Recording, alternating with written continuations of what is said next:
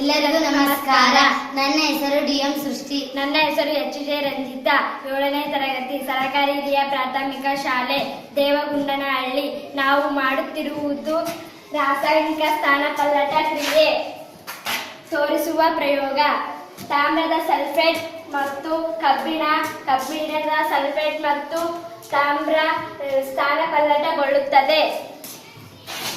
ಈ ಪ್ರಯೋಗಕ್ಕೆ ಬೇಕಾಗುವ ಸಾಮಗ್ರಿಗಳು: ಕಬ್ಬಿಣದ ಮೊಳೆ,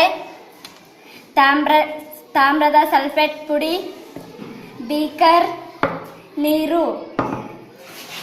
ಈ ಪ್ರಯೋಗ ಮಾಡುವ ವಿಧಾನ: ಈಗಾಗಲೇ ತಾಮ್ರದ ಸಲ್ಫೇಟ್ ಪುಡಿಯನ್ನು ಬೀಕರ್ ಒಳಗೆ ಹಾಕಿ ನೀರು ಸೇರಿಸಿ ತಾಮ್ರದ ಸಲ್ಫೇಟ್ ದ್ರಾವಣವನ್ನು ಮಾಡಿಕೊಂಡಿದ್ದೇವೆ.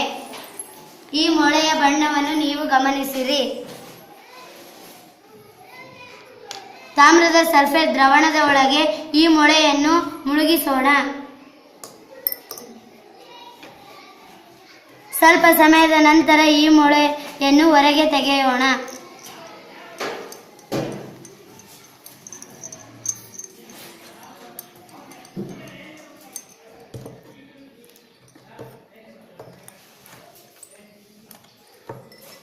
ಈ ಮೊಳೆಯ ಬಣ್ಣ ಬದಲಾಗಿರುವುದು ನೀವು ಕಾಣುತ್ತೀರಿ.